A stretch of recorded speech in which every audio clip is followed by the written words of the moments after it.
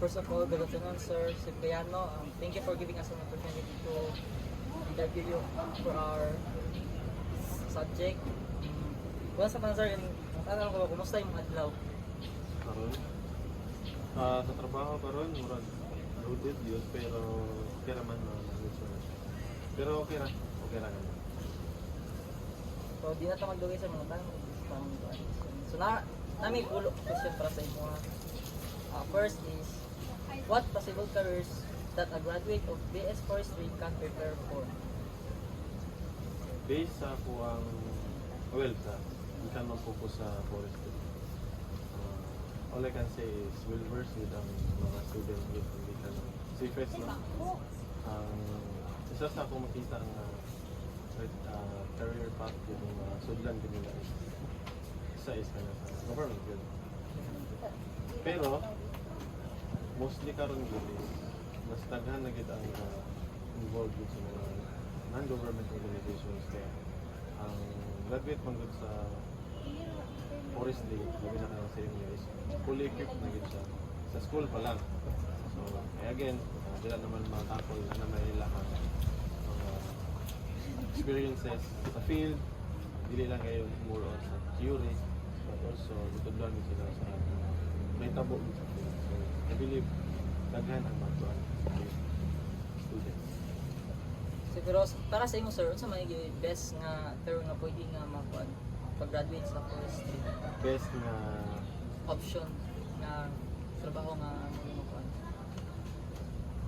sa ako alang experience yun ang ako ang yung best na niland dito sa ako ang pag-graduate is doing research yun research activities dito mo ko nasa pag-graduate yun na to ibuha din to as researcher una siya nga usually yun mga students yun gabi na ron mga technology naman so dili kayo necessary yun nga hard work kung dili budget work smart dila agad ako so siguro pwede ko sa mga research activities. Thank you. So, the second question is, what motivates you to pursue this kind of work?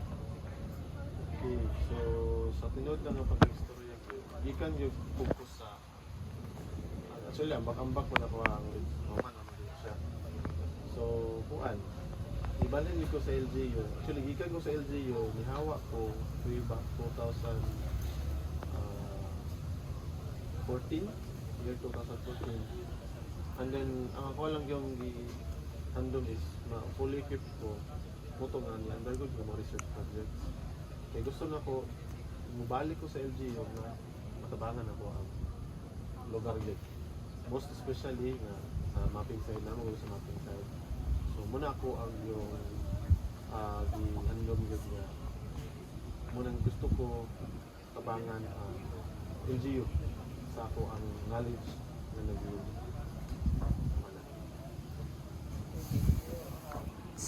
Number 3, do you think communication skill is important for this kind of work? Why or why not? It's important, very important yun.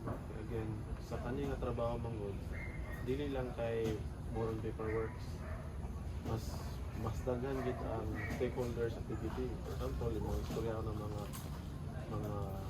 companies sa mga trabaho is involved mo pod may kanang interview, inspection. So kung dili well versed ang imong communication, may tendency nga magka away mo. So yan na dapat maayo gid gyapon ka mag-communicate. Nindot yun. Nindot siya. Okay. For number 4, what issues or challenges have you encountered when starting this kind of work? Siguro ang isa lang siguro na issue ano lang no, nabaguhan ko kay again di ko sa research sa Muswan. So in terms sa workload, ang workload mo sa research is nalami target. Wala mag-vote sa mo kung sa muin kung sa mong buhaton pag-augma. Pagbalin yun ako din sa LGU na may mga target. So dili ka basta-basta nga dili ka makapokus lang sa kanila trabaho, dapat multitasking. So dito ko na siguro mo to kung isa sa na baguhan may team sa issue pag nabaguhan tig sa research man ko is focus lang ka sa yung for example mapping ka ang area mapping agad ka pag abot din hindi man pwede kay tanan man gid mo ang compound maski admin so siguro kana lang siguro So number 5, how did you cope with these issues or challenges? so mo to no ang isa gid sa ko ang iguan is nag-adjust yun ko dili ang sandali wala siya na talaga sa kasaluhan dapat siya bulan actually siguro sa katuig yun na nag-adjust yun ko sa work environment yun sa government kay again lahi ramang gud kong sa research kung dili naging sa government so, adjust yun. So number 6, how about now? What issues or challenges have you encountering in your work? So currently no, ang nahitabo di man sa issue but rather a challenge yun sa akin. Tungod siguro sa kagamit I believe wagi naman yun mo ka na namin yun ang GIS na subject tungod which is ako yung ika-recommend na tunan yun ninyo kaya again limited na yung tao nakabalo so nahitabo ka rin sa LGU mo to nga way back last 2014 bigyan ko ato og experience kaya again nakita na ko sa mga LGUs dili lang nila bukid man entire Mindanao limited gud yung kabalo sa GIS so karon advantage sa ako kaya ako rami kabalo pero napod siya downside kaya gano man tanan man department na ginahanglan man pud sa akong knowledge so pull out there pull out dito so may tabo loaded gayo mo tong yung ganina kung ano loaded gayo pero again kung time management hindi kayo so kana lang siguro kanang ang loaded sa trabaho kanang ako ang mga Number 7, how are you coping with these issues or challenges now?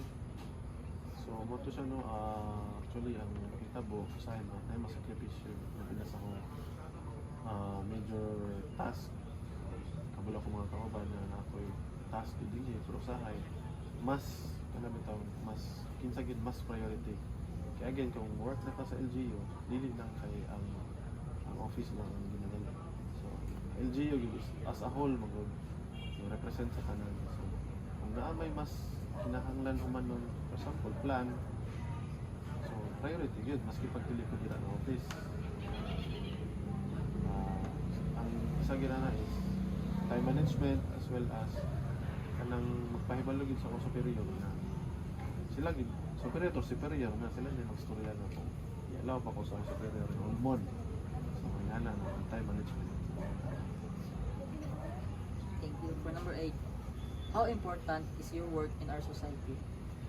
How important so bali ka to kung iingon mo limited lang ang kabalo ka sa GIS so in terms of importance siguro in terms of planning limit kay siya and in terms sa decision making kay lisod man tayo o magplano ta nga wala ta kabalo sa ato tinatanaw nga problema dapat sa kuha nga side dapat sa kuha ay map out sa nakatanan pamapa sa kuha and then ahead dan sila mag-decide o magplano yan ang important. Thank you. For number 9, if you want to learn a skill that is helpful for your work now, what skill would that be? Siguro kung sa karon nga estado no gusto na ko mag-advance mag-learn sa GIS so I believe maski pag nasugod ko 2015 yung ko nasugod o GIS pero maski karon sa akong estado di piyod ko ay nag-spark ko kinanglan piyod ko mag-learn so kung naay possible nga maka-training hatag na ka ng mga advance mas okay good siya matunan. For number 10, if given a chance to talk to our Philippine President now, what would you like to ask him that would benefit your work? Siguro ang isa sa pinaka problematic na scenario sa side sa ako is kanang sa GIS is kanang i-resolve ang boundary conflicts between LGUs and regions katungod manggod na siya sa naitabo sa unang term nila is layman's mapping or hinato nga pagmapa no. Dako kay siya o problem sa karon. Labi na nadala na karon no. For example sa mga budget, sa mga era, maglisod ang mga LGU, mag-away pa.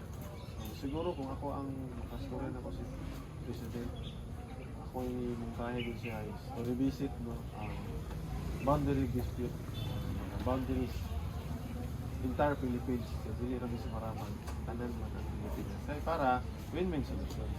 Once and for all, kung solve na siya, I believe siguro takop na siya o impact sa mga gagmay nga mga munisipyo. Kana siguro ko. Ano sa iya? Thank you, sir. Mura na ka namang question.